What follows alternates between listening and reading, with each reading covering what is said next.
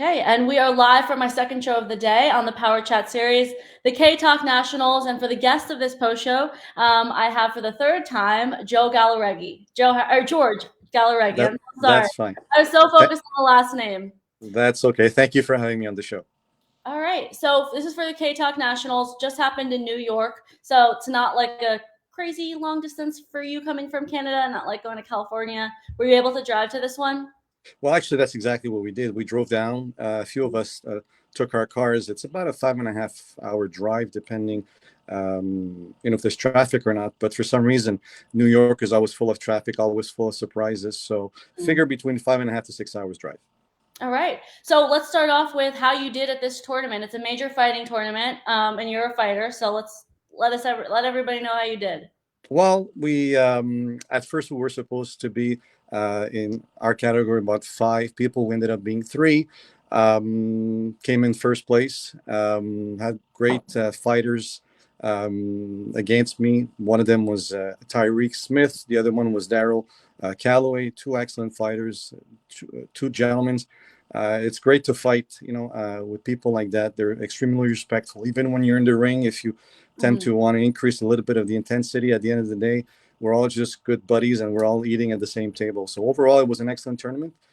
Very well organized, I would say. Sue and Rick Diaz are great organizers. They make sure that everybody's happy, that everything runs smoothly.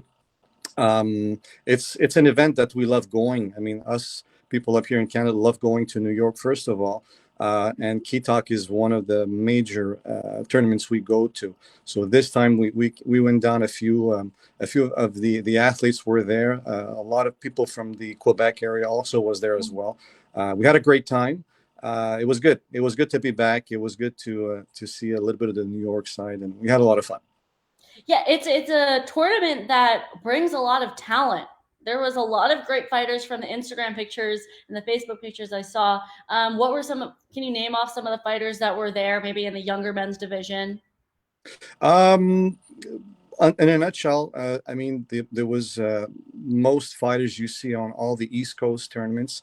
From our school, we had Michael Macri that was there. Mhm. You had Corina Balin also, who ended up being the grand champion overall, the woman. No, we have a lot of people from our school going down. We were, I think, five or six of us just in our dojo. But from the province itself, from the Quebec area, I think we're about 15. There's a few in straight up, and there's a few also independent also as well.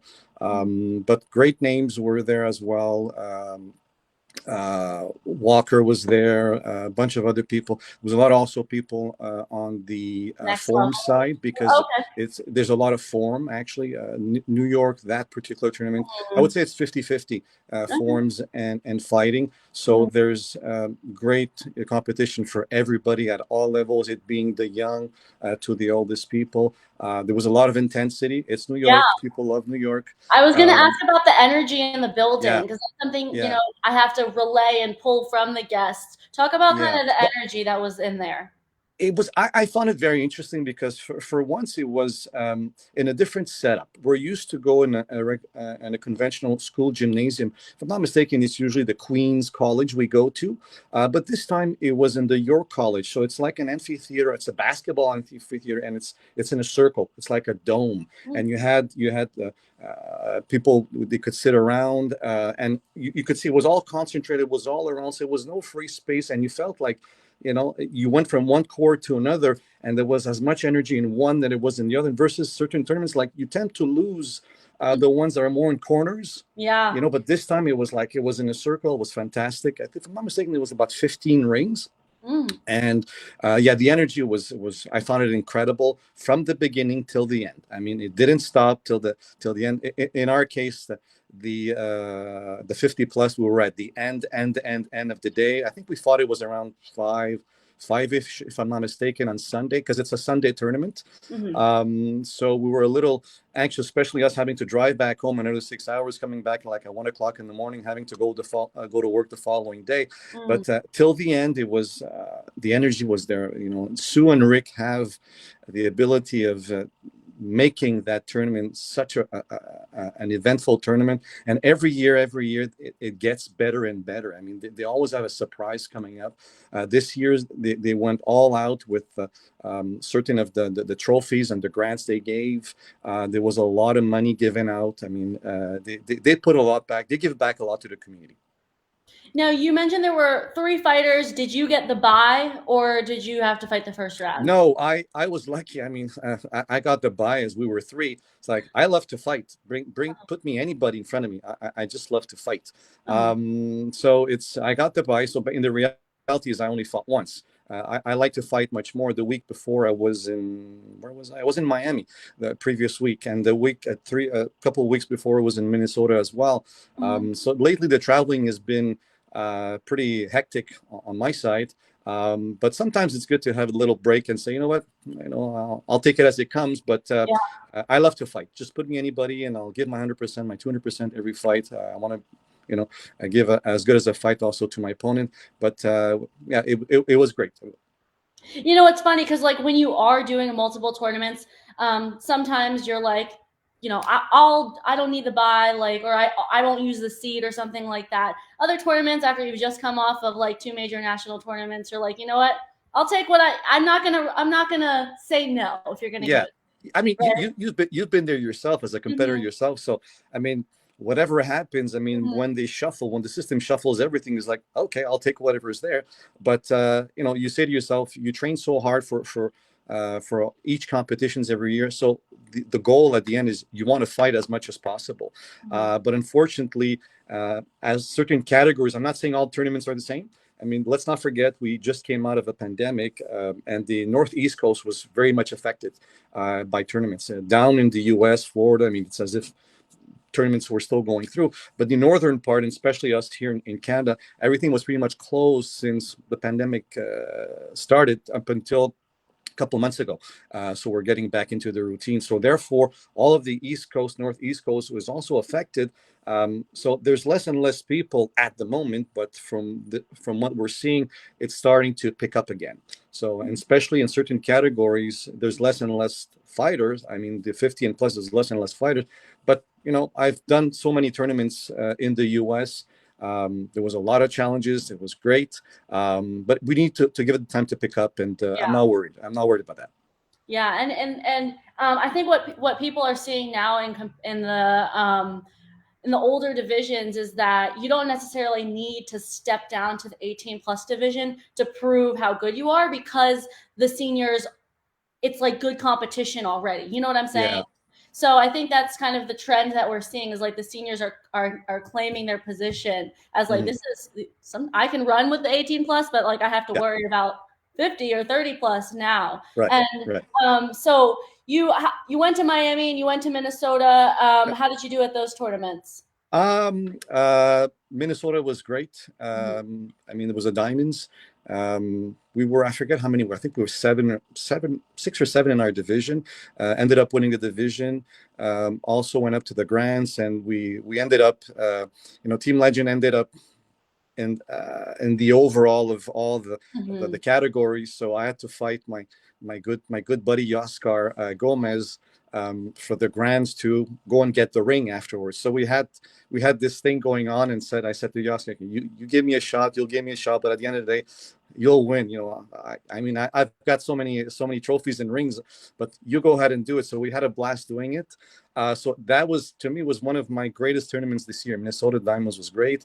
Miami, I was a little tired, to be honest with you. I was a little tired, and I just came back. It's funny because when I flew back from Minnesota, I caught COVID. So for 3 weeks, I was sick. I couldn't do Oh. anything. I couldn't train for anything. So fighting in Miami was a burden for me. It was extremely difficult just to get the air out of my lungs. So I Mm. had a hard time. Came in second, which to me is fine. It's just a question of performing. Yeah, we always want to win. I get it. We always want to win. But at the end of the day, it's the performance and how to do better next time Mhm. to win again. So it's like I said, like you said earlier, we don't have much to prove at our age. We've done it pretty much through all these years. But Miami was an excellent tournament for myself as well, even though if I came in second in my division. And then the last one was the K Talk. But through the whole year, when we all started from it being from Chicago and then so on and so forth, the U.S. Open and so many afterwards. Overall, it was for me. It was an excellent year. It was one of my first time that I pretty much did all the tournaments. So yeah, it was great. And like you said earlier, we don't have to prove ourselves anymore. Mind you, we train with younger kids to keep us going. That's how we keep in shape. But I wouldn't mind maybe if I was asked at Key Talk, George, why don't you just step down from one category? And you've done it back in the days in 2020 when you did the Irish Open. You fought 50 plus and also 35 plus when you came in second and 35 plus, and you came in so on and so forth.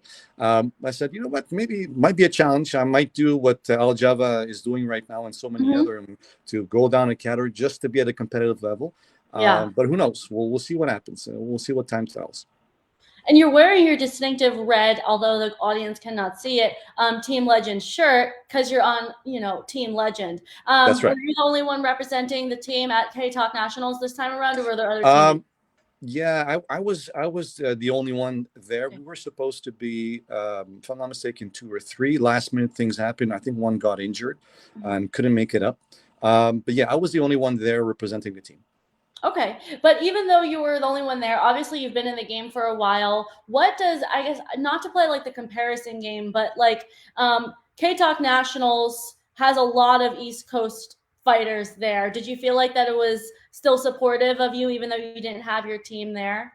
Oh yeah, absolutely. I mean, there's everybody knows everybody, and it doesn't matter where you step in. I mean, the support is there, even though if your team is not there. They know you're there for a good fight. I felt my team with me, even though if they weren't with me, because we're such a great family when we get together. Team Legend has that ability of assembling everybody together. It's like we do things together, and when we're together, we have a great time. The great support. It'd be Oscar, Yasker, Tony Hamzani, the owner of the team. But yeah, it's sometimes even when I fight overseas, I mean the team is not with me, but they're with me in my heart, and I do as if they were there. Do you have like a Team Legend group chat? We do have. I mean, we exchange some things sometimes. I mean, we like to stay in contact. So yeah, it's we have that. What other teams don't necessarily have or would like to have, but we have that connection. Even though, I mean, they're scattered all over the Latin area and so on and so forth. But we stay connected, and we all speak the same language. So that's what makes it easy for us. Yeah. You mentioned that at K Talk, they went above and beyond with the awards, and you said they handed out good money. So talking about you, did you take home either a trophy, a medal, or an award? Yeah, I did all 3 of them. Okay. I brought over, I mean, the prize money, which was assigned with was given to the category. Obviously, the medal too, and I was also awarded the key to the kingdom. It's a big golden key. That was for the grants. Obviously, it was something special. I was surprised actually when Sue Diaz came up to me and says, George, come here. I need to talk to you. I need to come and get to that big poster behind. And then Rick, her husband, was there, and they granted me this trophy. It's like, oh my God, this is great. I mean, I've had such great trophies in the past. I mean, I take example Jesse Ray with he has wonderful trophies for the Grand Slam. He has like that big crown that he provided us. I mean, they try to be so creative every time, but I liked the fact that it was a key, as if they're giving you the key to the city, but it was the key to the kingdom. So K Talk Kingdom. So it was very, very interesting. I would show it to you. I would have to run and get it, but it's a very impressive. It's a pretty big key. It's heavy as well. Only if it was made out of gold, I would sell it and make it. But no, I'm just kidding. It's a very nice trophy. It was a very sentimental nice for that. And what's nice is Sue and Rick are such genuine people that when they ask you to come over, and they're giving you this award that I'm sure they probably thought about, like, this is a different award, especially for people who've gotten like the traditional guy kicking in the air trophy 100 times. Like it gets, I don't want to say it gets mundane after a while, but the same trophy gets a little bit boring. Yeah, it was. it Okay. was an interesting one because like I said, those that received it were like surprised, like, oh wow, I mean, Mhm. this is different than what we see. Like you said, either a glass thing, not that they're not nice, but they went out of their context to find something different. Mhm. And the fact that they called it the key to the kingdom is like, wow, it's very creative, and I can't wait to see what they have up next for next year. Do you have a special place for like different types of trophies, or in your house or somewhere at the karate school? Um, I keep them locked behind around here with the rest of my important things, but trophies are when you look at them, they remind you of something. But overall, I would say it's more the experience. It's the Mm, experience that you've pushed yourself at doing something, and you look back and say, that was awesome, but how how can I be better? That's It's mhm, always a question of becoming better. But it's all I would. In my case, I'm very. I remember things. I'm very emotional. A figure or something. It's great. It's excellent. We should not stop doing that. mhm, But for me, it's the overall experience. There's good days and there's bad days. But my sensei is always there. My sensei is Robbie Francoeur, and I love him to death because he mhm, makes me realize things. And I have the bad habit when I start fighting that I get into a trance and I don't realize a thing. All I mhm, see in front of myself is a tunnel, and it's mhm. all blurry on the side. And Yeah. there I am, just am drilling and drilling, drilling. And then Robbie allows me to relive the moment, and for me, it's the experience that counts the most. So yeah, the trophies, the prize money, it's great. But as you age, you tend to realize that you're not really doing this for the money, neither for the trophy or anything. Mhm, It's for the experience and the gathering, the family, the respect. Like I said earlier, when you fight somebody, all right, you're fighting because you're there to say it's. I'm here to win. I mean, mhm, not necessarily at all costs, but I'm here to win. But once the match is over after 2 minutes, or if you have to go into an extension or something, you still have to respect that opponent. And that's sometimes I have a hard time with that, seeing that people haven't grasped that idea yet. I mhm, mean, we're not doing it for the money, we're not doing it for the trophies, we're doing it for the experience. And that's what we try to teach our kids, the younger kids, because how often do you see little kids not making it to first place and crying and being disappointed? We have the older ones, we have to be supportive of those mhm, kids to make them understand, listen, it's an experience, will help you get better, and when the time comes, you'll get on that podium. But right now, you have to live the moment, and you have to learn it that way. mhm. Okay. Now, the last question, you mentioned, yes, the experience, but also what you learned from each event.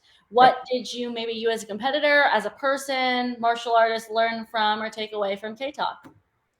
um there's more to be worked at. It's You might be the champion at that moment, but you're just the champion at that moment. Meaning, when you come back home, you just go training. You're back to the drawing table. How can I become better? So that's the learning process to become a better martial artist. It's the one to learn, constantly learn and do things better, do things differently, studying, practicing, and so on and so forth. So the learning curve never stops. Even at my age, over 50, the learning curve never stops. And it's the same thing for the younger people. And that's the kind of model idea we have to teach them, because that's what life is all about. It's learning from your previous experience, never make the same mistake ever again. And that could be in life, in business, in relationships, in sports, or anything. So it's constantly learning and not, getting up like a warrior. You get defeated, you get back up, and then you do what needs to be done to win the following game. Right. It's the long game. What's that saying about you may have won the battle, but something lost? You need to think about the long game. Yeah, yeah, absolutely, absolutely. Yes. Okay. Well, George, thanks so much for coming on to the Power Thank Chat you. series. I Thank appreciate you. you coming on chatting. For anybody, this is the third time he's come on, but each time he spread some more wisdom. Thank you. It's my pleasure. All right, and this was the K Talk Nationals post show. Stay tuned for next week. I'm sure we'll have another post show coming on as we wrap up the tournament season. All righty. Thank you. Have Bye. a good night, everybody, and Good happy night. holidays. Happy holidays. Happy Thanksgiving. Okay, we are